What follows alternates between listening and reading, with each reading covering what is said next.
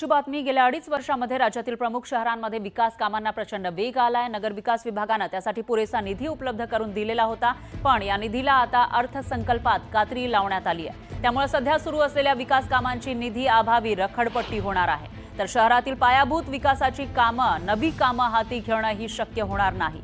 त्यामुळे राज्यातील नगर विकासाला एक प्रकारे खीळ बसणार आहे। अर्थसंकल्पात आपल्या पक्षाकडे असलेल्या खात्यांवर अन्याय होतोय अशी शिवसेनेच्या आमदारांची तक्रार आहे। तर लवकरच उपमुख्यमंत्री एकनाथ शिंदे यांची भेट घेऊन आमदार आपली नाराजी व्यक्त करणार असल्याची माहिती वरिष्ठ सूत्रांनी दिली आहे।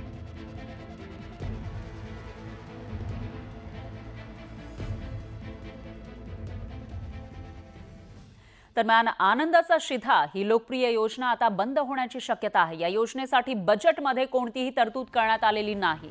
सणाच्या दिवशी राज्यातील 1,63,00,000 लोकांना याचा लाभ मिळत होता। तर राज्यातील तिजोरीमध्ये असलेल्या खडखडाटामुळे ही योजना बंद करण्यात आल्याची चर्चा आहे। एकनाथ शिंदे मुख्यमंत्री असताना आनंदाचा शिधा ही योजना लागू करण्यात आली होती। तर आनंदाच्या शिधाच्या माध्यमातून रेशन कार्ड धारकांना 1 किलो रवा, 1 किलो साखर, 1 किलो चना डाळ आणि 1 लिटर पाम तेल हे 100 रुपयांमध्ये मिळत होतं। ही योजना आता बंद करण्यात आल्याची माहिती आहे। दरम्यान लाडकी बहीण योजनेवरून संजय राऊत यांनी पुन्हा सरकारवर तोफ टाकली आहे। शिवभोजन, शिधासारख्या योजना बंद केल्या जात आहेत। आता काही दिवसांनी लाडकी बहीण योजना ही बंद करतील असं म्हणत राऊतांनी सत्ताधाऱ्यांवर निशाणा साधला। सत्ताधाऱ्यांनी महिलांची मतं विकत घेतली असा आरोप राऊतांनी केला।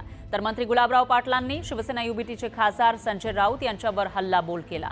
संजय राऊत यांना लाडक्या बहिणी, लाडका भाऊ काय माहिती? संजय राऊत यांना फक्त लाडकी काँग्रेस आणि लाडकी राष्ट्रवादी माहिती आहे असं गुलाबराव पाटील म्हणाले।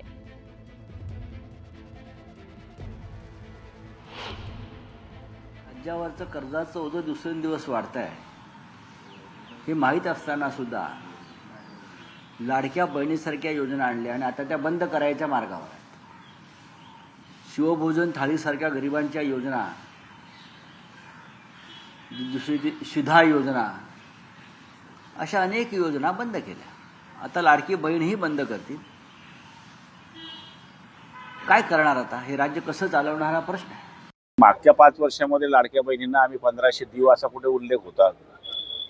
असा काही उल्लेख नव्हता। पण शिंदे साहेबांनी 1500 रुपये लाडक्या बहिणींना डिक्लेअर केले आणि दोघं उपमुख्यमंत्री आणि सरकारने ते मान्य केले। आता यावेळेस 1500 जरी देत असले पुढच्या काळामध्ये 2100 देण्याचा विचार हा सरकारचा पक्का आहे। पण शेवटी बँक बॅलन्स वगैरे सगळ्या गोष्टी जसं संसारामध्ये बघतो आपण, तसं सरकारचंही बॅलन्स बघावं लागते ना।